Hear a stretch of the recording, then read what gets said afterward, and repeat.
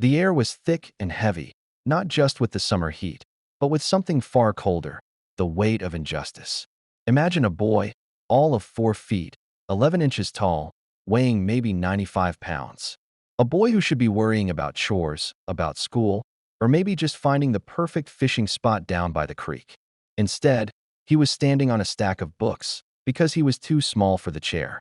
This is the moment history will never forget, the tragic frame of George Stinney Jr., the youngest person ever executed in America. He was 14 years old. Listen closely, because this is the story of how quickly a life can be stolen and how long it can take for the truth to finally stand up and scream. This is a story about a tiny pair of shoes, a rusty chair, and a silence that lasted 70 years. Alcolu, South Carolina, in the 1940s, wasn't a town, it was a sawmill and a collection of shacks. The mill was everything. It gave the men work, it shaped the landscape, and it divided the people. George Stinney Jr. lived on the wrong side of the tracks, literally. His family, like many others, rented a small, company-owned home, existing entirely within the shadow of the Alcolu Lumber Company. To George, who everyone just called George Jr., the world was a handful of simple things. The smell of pine and sawdust that clung to every breath, the long stretch of the railway lines that cut through the land, and the easy rhythm of a life dictated by the sun and the mill whistle.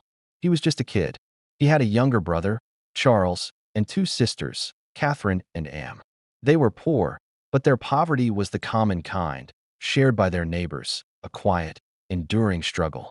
George Jr. had big, wide eyes and a demeanor that was often described as quiet, even a little watchful. He was a good student when he went to the segregated schoolhouse, but he spent most of his time outside, in a place where entertainment was homemade. The woods and the nearby fields were his playground. He'd wander the paths, sometimes with his little brother, collecting scrap metal or looking for whatever might pass for an adventure. He was an expert at being unobtrusive, at blending into the landscape of dusty roads and tall weeds. But Alcolu was a place built on rules that weren't written down, rules about where you could walk, who you could talk to, and what you could look at. These unspoken laws of segregation were as solid as the towering pines, and they governed every moment of the Stinney family's life. The white neighborhood had better houses, paved roads, and the kind of security that only came from ownership. George Jr.'s side had dirt paths that turned to mud when it rained, and houses that were always one step away from falling apart. The events of March 23, 1944, started like any other afternoon. The sun was heading down toward the horizon, casting long shadows. 2 white girls, Betty June Binnicker, 11, and Mary Emma Thames, 8, had left their homes to look for passion flowers, which grew wild in the ditches and woods near the tracks. This wasn't an unusual spot for kids to play. The line between the segregated parts of the community was often just a physical space, crossed easily enough by curiosity or the hunt for a flower. George Jr. and his younger brother, Charles, were outside their house, watching a neighbor's cow graze. Then the girls appeared. They stopped the Stinney brothers and asked them a simple question. Betty June, the older one, spoke. "Do you know where we can find some maypops?" Maypops, or passion fruit, were a common local fruit. George Jr., a quiet boy, didn't know or maybe just mumbled a negative, and the girls walked on, disappearing into the wooded area near a hog pen and a drainage ditch. It was a brief, unremarkable exchange that lasted only seconds, and no one would have remembered it at all if the day hadn't ended in tragedy. The quiet of the afternoon was shattered a few hours later. Betty June Binnicker and Mary Emma Thames were missing. It didn't take long for the alarm to spread through the small, tightly knit white community. When a child was missing in the 1940s South, especially in a place like Alcolu, a sense of immediate, panicked urgency took over. Men started forming search parties. The news traveled fast, not by phone, but by worried faces gathering and calls echoing down the dusty roads. The search lasted for hours. By the following morning, the bodies of the 2 girls were found in a water-filled ditch. They had been brutally attacked and struck repeatedly on the head with a blunt, rusty metal object, possibly a railroad spike. The discovery was horrific and sparked an immediate, uncontrolled fury. In a racially charged, segregated community, this kind of crime didn't just lead to an investigation. It led to an instantaneous conclusion and a demand for swift, brutal vengeance. The air of mourning was instantly replaced by a thirst for retribution. Sheriff Lennon and his deputies quickly took charge. The investigation was not a careful, evidence-based inquiry. It was a desperate hunt to appease the enraged town. They went looking for the first and easiest target. Soon, the news of the two boys who had spoken to the victims the day before surfaced. In a segregated town, this encounter, which was completely innocent, was enough to turn suspicion into certainty. George Stinney Jr. and his brother, Charles, were the only black children known to have been near the girls just before they vanished. The sheriff's men descended on the Stinney home. George Jr. and Charles were quickly taken away. Charles, who was just a year or two younger, was terrified, but he was soon released. The focus, almost immediately and inexplicably, settled solely on the 14-year-old George. They separated him from his family and took him to the town jail in Manning, the county seat. What happened next is a blur of historical darkness. We only have the official, sanitized version of events, which says George confessed. A black boy, alone, interrogated without his parents, without an attorney, and without anyone from his own community present. He was questioned in a hostile, intimidating environment by white police officers who were under extreme pressure to deliver a culprit. We know the rules of interrogation today, the rights of the accused, but in 1944 South Carolina, for a boy like George, those rights simply did not exist. The official record claims he confessed within an hour. They said he led them to the cow pasture and showed them where he had hidden the murder weapon, a piece of iron, about a foot long, possibly the metal that was used to tie the cows. The only evidence presented against him was this alleged confession, signed only with a handwritten George Stinney Jr. over his printed name. His family wasn't even notified until after the supposed confession was made public. It was a swift, silent, and brutal act of railroading a child. The town had its suspect, and the machinery of justice began to turn immediately. The news of the confession spread through Alcolu and the surrounding county like wildfire. For the white community, it was the only answer they needed. The fury simmered down into a cold, hard certainty. The boy did it, and he must pay. For the Stinney family, it was a terrifying nightmare. Within hours of George's arrest, the family was under threat. The father, George Stinney Sr., was told by the Alcolu Lumber Company, his employer and landlord, to leave town immediately if he wanted to live. The Stinney parents, terrified for their own lives and the lives of their other children, did the unthinkable. They fled. They had to leave George Jr. in the jail, abandoned in the county seat of Manning, miles away from their temporary refuge. This terrible separation was less a choice and more an act of self-preservation forced upon them by the town's raw hatred. George Jr. was truly alone now, cut off from the only people who might have offered him comfort or a defense. The trial was set with unbelievable speed. The crime happened on a Thursday. George was arrested on Friday. The grand jury convened and indicted him less than 2 weeks later. And then, less than a month after the girls' bodies were found, the trial was set for Monday, April 24, 1944. It was a race against time and a mockery of due process. George was appointed a defense attorney, a local tax commissioner named Charles Plowden. Plowden was a politician, not a criminal defense lawyer. His commitment was minimal, and his own self-preservation in the fiercely racist town likely dictated his actions. He met George only a couple of times, giving no real counsel or comfort. He did not object to the lack of evidence. He did not challenge the validity of the confession. He did not call a single defense witness, even though George's parents and siblings were willing to testify that George was home at the time of the murders. The entire trial was conducted in a single day. The courtroom was packed, but the jury box was filled exclusively with white men. The prosecution's entire case rested on the alleged confession, which the arresting officer testified to. There was no physical evidence linking George to the scene, no fingerprints, and no other witnesses.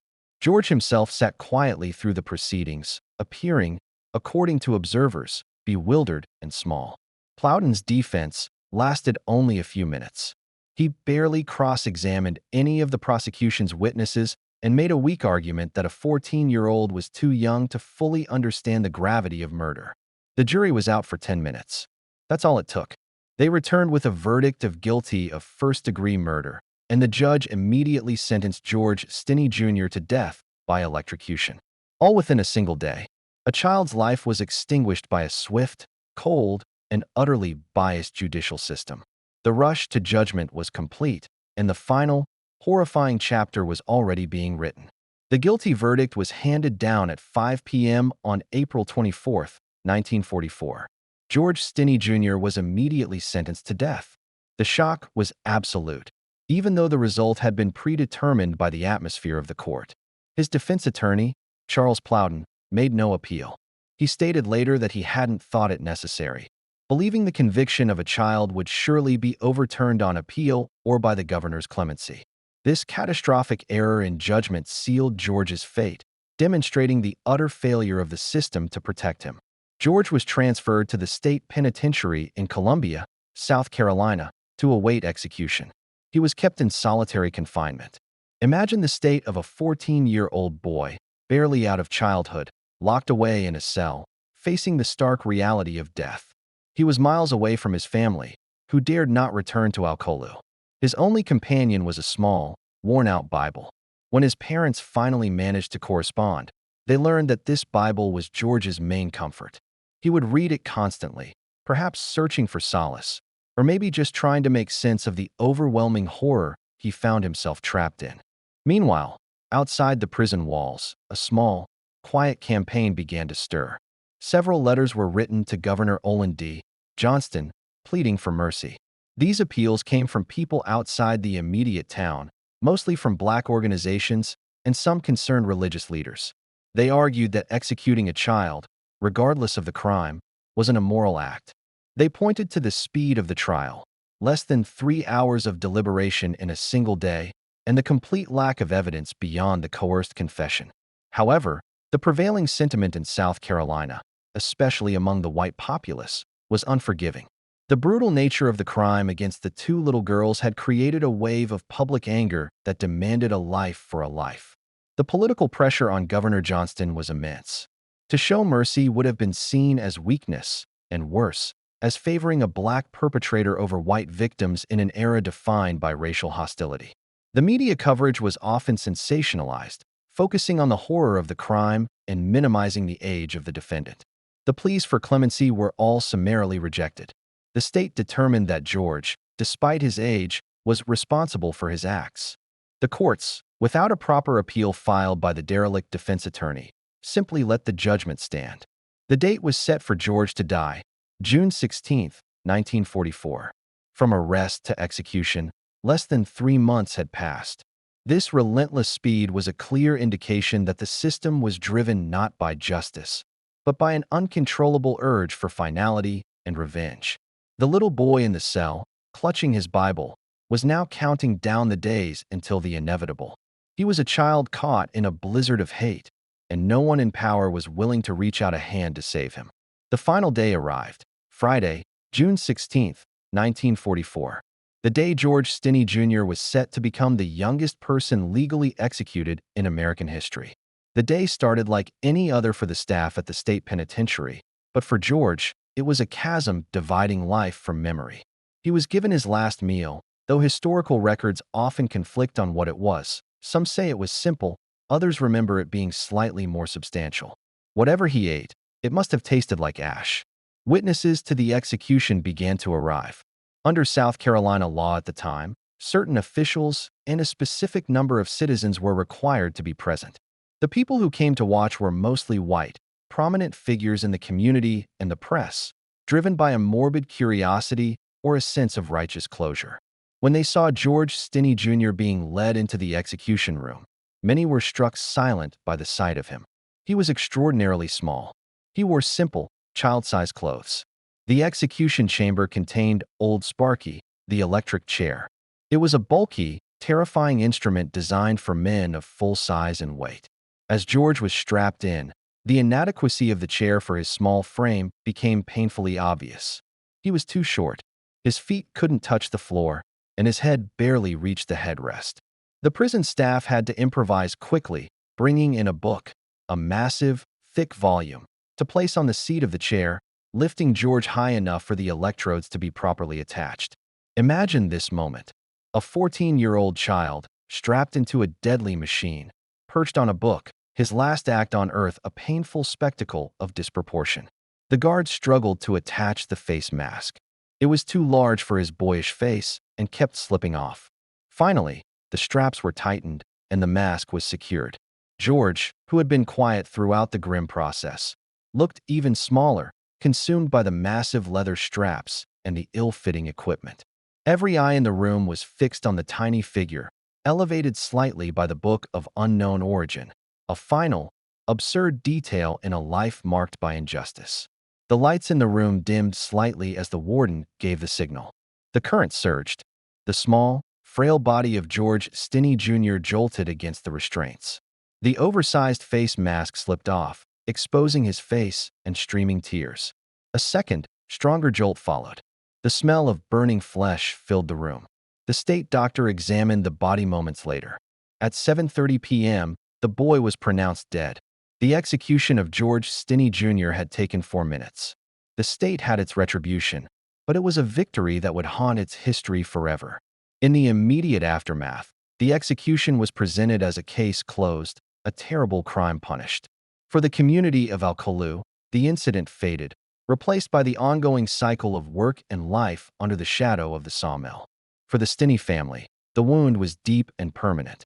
Having been forced out of their home and terrified into silence, they could only mourn their son from a distance. They buried George's memory under layers of fear and displacement, never speaking publicly about the injustice for decades, knowing that doing so could put the rest of the family in danger. The case remained a dark footnote in legal history, a stark example of Southern injustice, often cited quietly by civil rights lawyers but largely forgotten by the mainstream public. The fact that a 14-year-old had been tried in a single day, without an adequate defense, and executed at such a young age, remained unchallenged in the official records. The confession, obtained under duress from an isolated child, stood as the unassailable truth. But time has a way of turning over old stones. Decades passed. The 1940s became the 2000s. The world had changed dramatically. Civil rights had been won, legal standards had been raised, and the history of racial oppression in the American South was finally being confronted. In the early 2000s, local historian George Frierson, who grew up in Alcolu and knew the Stinney family, began to look into the case again. He couldn't shake the memory of the small boy in the electric chair. Frierson knew that the truth had been buried for too long. Frierson teamed up with a group of lawyers, including Steve McKenzie and Matthew Burgess, and they decided to take the impossible step of reopening the case. Their goal was unprecedented: to have the 1944 conviction vacated based on the constitutional violations. They sought to prove that George Stinney Jr. had been denied due process and was likely innocent. This wasn't about seeking damages. It was about correcting the historical record and giving dignity back to a boy whose life had been taken by the state. They began interviewing the surviving witnesses, those who were children in 1944 but were now elderly.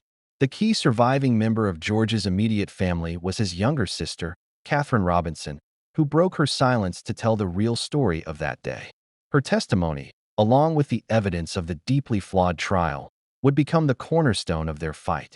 They were finally bringing George Stinney Jr.'s case out of the darkness and into the modern light of justice. The effort to clear George Stinney Jr.'s name took years of painstaking work, sifting through courthouse basements, dusty archives, and faded memories. The legal team, Frierson, McKenzie, and Burgess, faced immense difficulty. They weren't just fighting a single verdict. They were fighting the entire, long-dead legal and racial structure of 1944 South Carolina. The records were sparse, the witnesses few, and the key piece of evidence, the supposed confession, was nowhere to be found.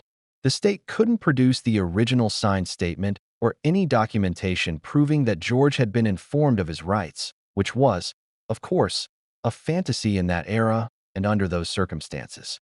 The core of their argument rested on the blatant violation of George's constitutional rights. First and foremost was the absolute failure of defense counsel. Charles Plowden, the court-appointed lawyer, did nothing. He failed to cross-examine witnesses effectively, failed to object to the introduction of the confession, and, most critically, failed to file an appeal. The modern legal standard holds that a defense lawyer must be competent and vigorous. Plowden was neither. His dereliction of duty alone was enough to argue that George had been denied a fair trial. Second, the coerced confession.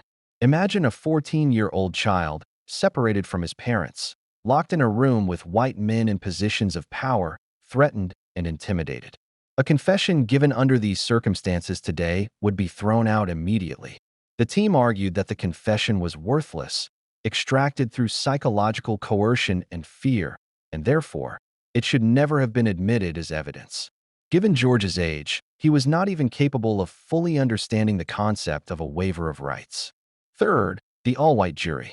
In 1944, the systematic exclusion of black citizens from jury rolls was standard practice across the South. The trial was presided over by a jury composed solely of white men, ensuring that the verdict was less a search for truth and more an instrument of community vengeance. This alone represented a profound violation of the Due Process Clause of the 14th Amendment. The legal team framed the case not just as a tragedy, but as a textbook example of judicial malpractice fueled by institutional racism. They sought a coram nobis ruling, a rare legal maneuver asking the court to overturn a judgment based on errors that would have prevented the conviction had they been known at the time, errors that, in this case, were structural and systemic. The pivotal moment in the fight for George's exoneration came through the testimony of his surviving family members and a crucial new witness. George's younger sister, Catherine Robinson, now an elderly woman, finally broke her decades-long silence. She recounted the events of March 23, 1944, clearly and consistently. She testified that she and George were at home with their parents and siblings the entire afternoon, specifically after the two girls had asked about the Maypops. This alibi, which was never presented in court by the original defense attorney, shattered the timeline presented by the prosecution in 1944. Her testimony painted a picture of a frightened family who were driven out of town almost immediately after George's arrest, making it impossible for them to appear as alibi witnesses at the rushed trial. Catherine's quiet, steady voice brought George back to life, not as a monster, but as a small, scared boy whose innocence was ignored. Even more shocking was the affidavit provided by a man named James Frierson, no relation to the historian. James, who was incarcerated with George at the county jail in Manning shortly after the arrest, gave a powerful statement. He described George as isolated and terrified. Crucially, Frierson stated that George told him he was forced to confess. George said that the police threatened him, and since he was alone and scared, he simply agreed to say what they wanted him to say so they would stop questioning him. This was a direct, albeit secondhand, admission that the confession was coerced and false. The legal team presented their case in a two-day hearing in January 2014, 70 years after George's execution. The courtroom was packed with people from Alcolu, Manning, and across the state, a mix of those seeking justice and those still clinging to the old, comfortable narrative of guilt. The sheer weight of the constitutional violations, the new alibi testimony, and the evidence of the coerced confession built an undeniable wall against the original, flimsy verdict. The proceedings were highly publicized, transforming a long-forgotten injustice into a national conversation about the death penalty, racial bias, and childhood innocence. On December 16, 2014, Circuit Judge Carmen Mullen issued her ruling, a landmark decision that resonated across the country. She didn't mince words. In a 24-page order, she officially vacated George Stinney Jr.'s 1944 murder conviction. She ruled that the trial was fundamentally flawed and a great injustice. The judge found multiple constitutional violations. First, she confirmed the coram nobis standard was met. The lack of a proper defense and the failure to introduce the alibi evidence were errors so severe that the conviction could not stand. She noted the defense lawyer's inaction was a serious breach of professional duties. Second, she highlighted the coerced nature of the confession. Judge Mullen wrote that the confession was likely coerced, and given George's age and isolation, it was inadmissible. She emphasized that a 14-year-old child cannot, by law, withstand the pressure of an adult interrogation alone.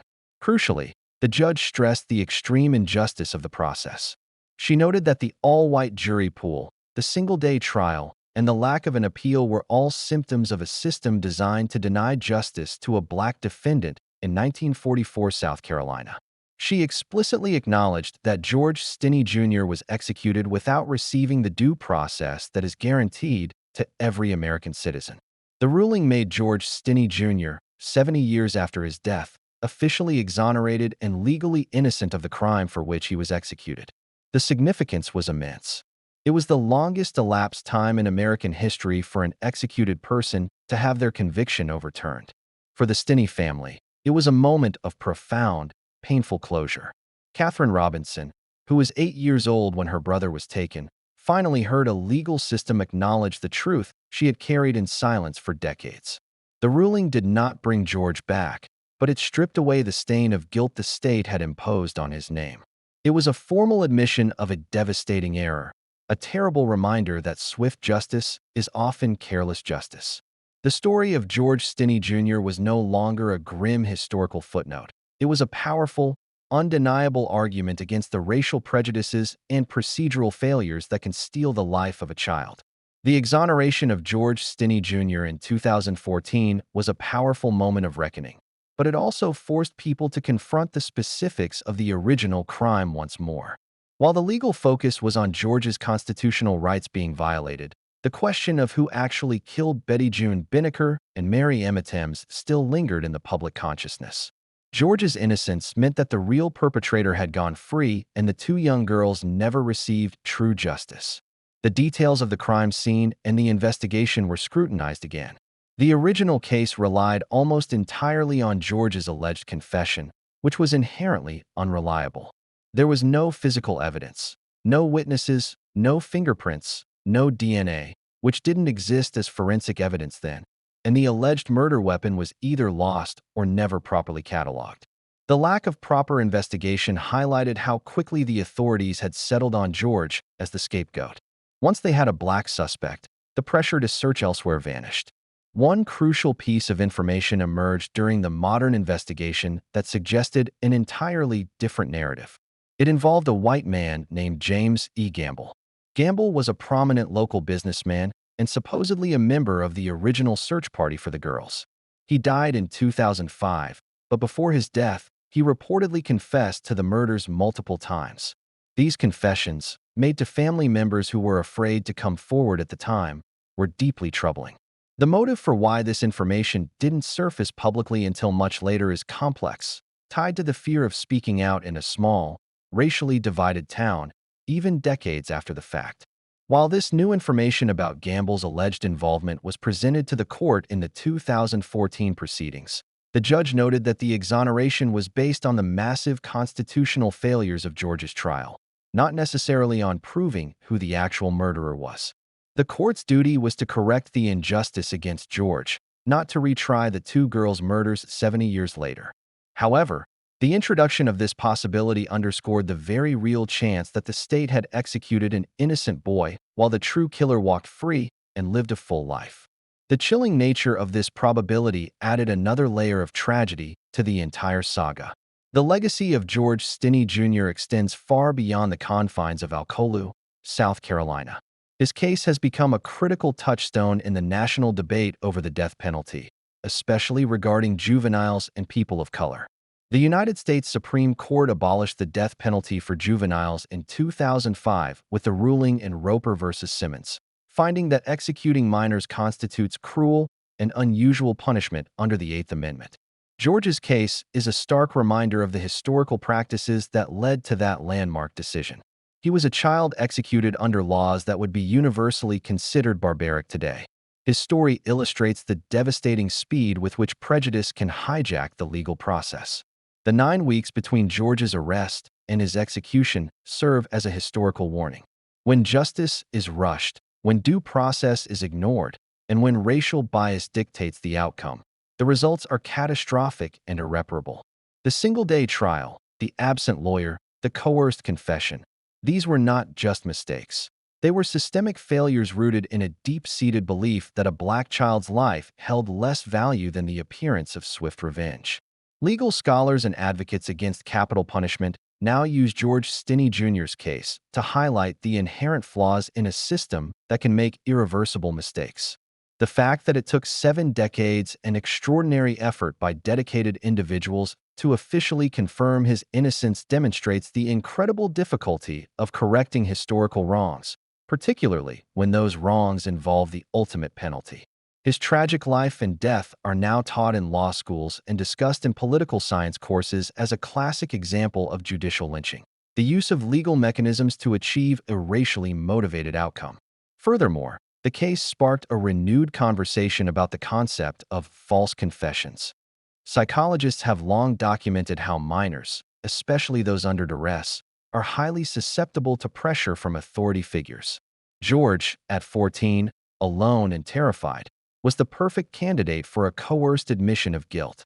His story serves as a painful example of why juveniles require special protections and why confessions must always be corroborated by independent, objective evidence. For the surviving members of the Stinney family, the 2014 exoneration was not just a legal victory, it was a deeply personal healing. George's sister, Catherine Robinson, became the face of the fight for her brother's memory.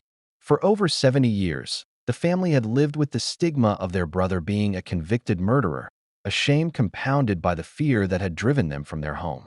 They had carried the silence of their grief, knowing the truth but unable to speak it safely.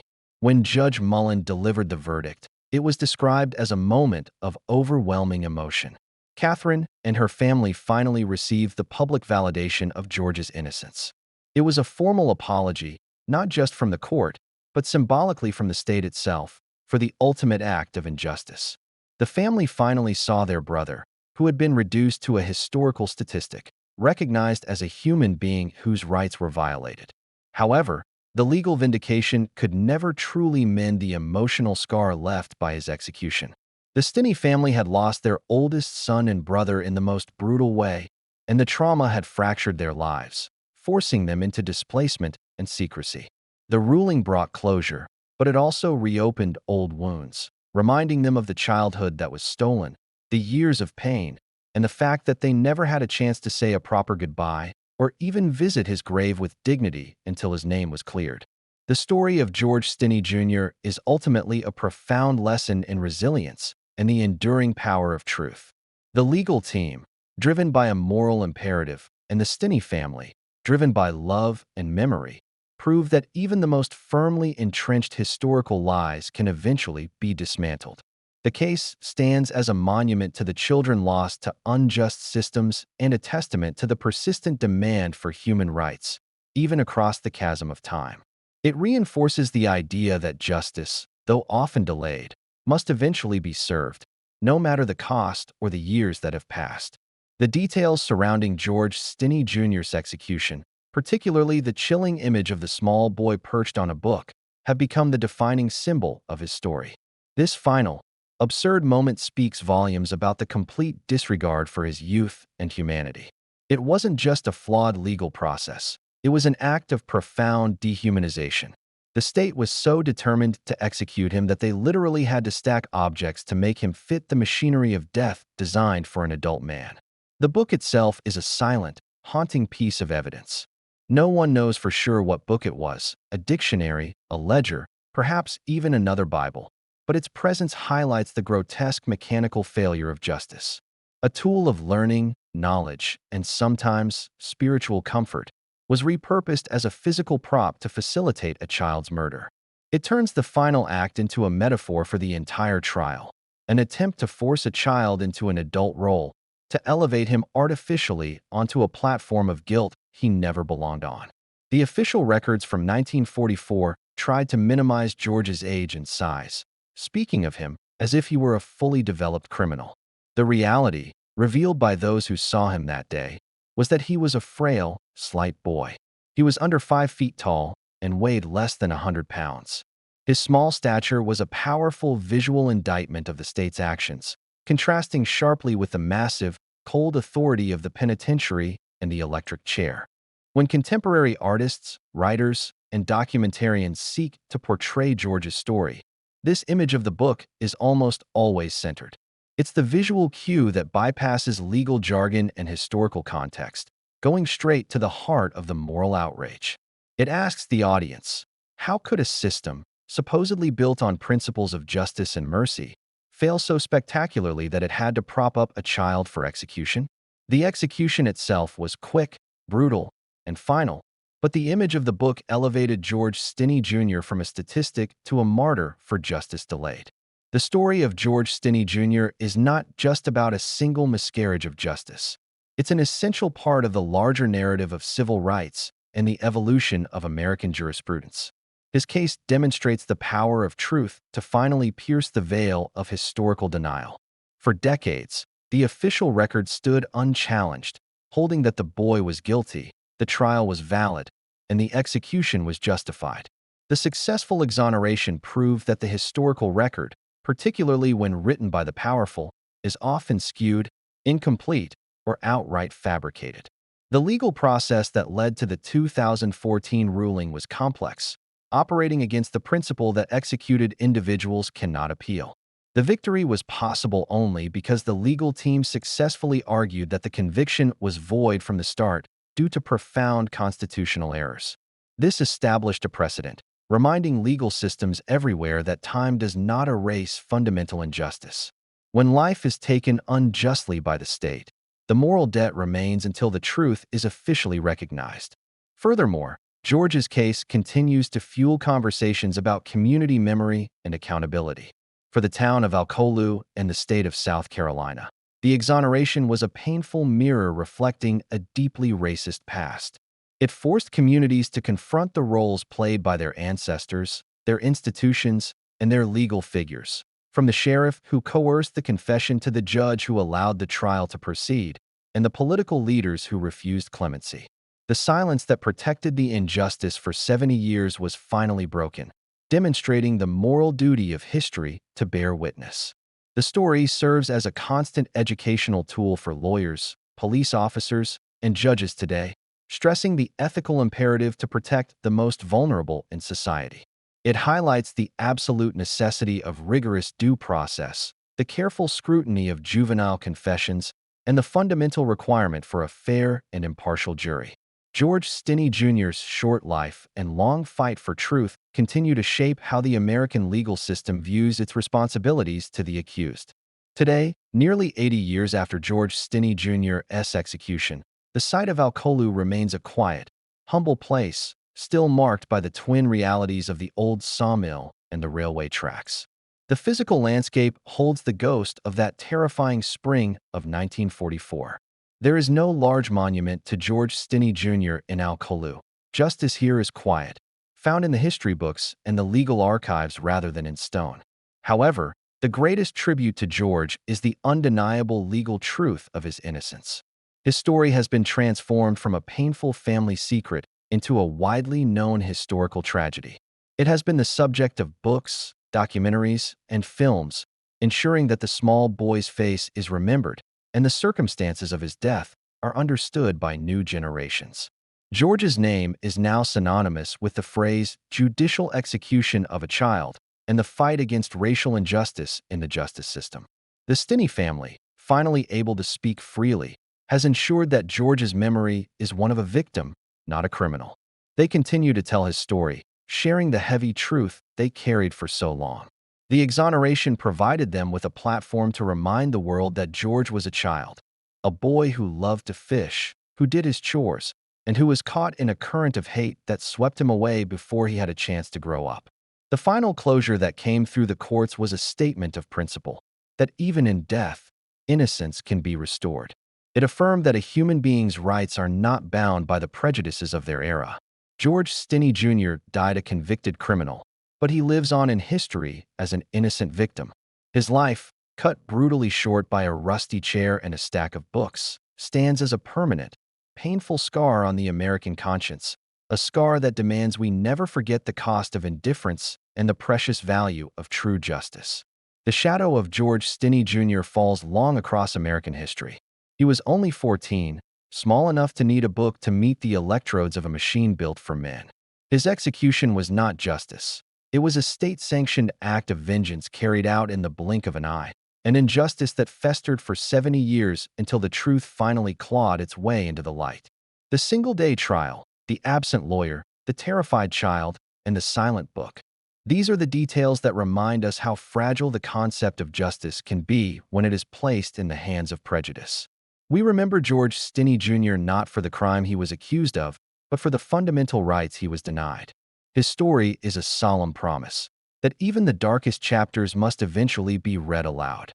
What moment from George's story do you think is the most heartbreaking reminder of how quickly justice can be lost? Let us know in the comments below. If this story moved you, please take a moment to like this video, share it, and subscribe to our channel for more deep dives into history's most compelling and tragic figures.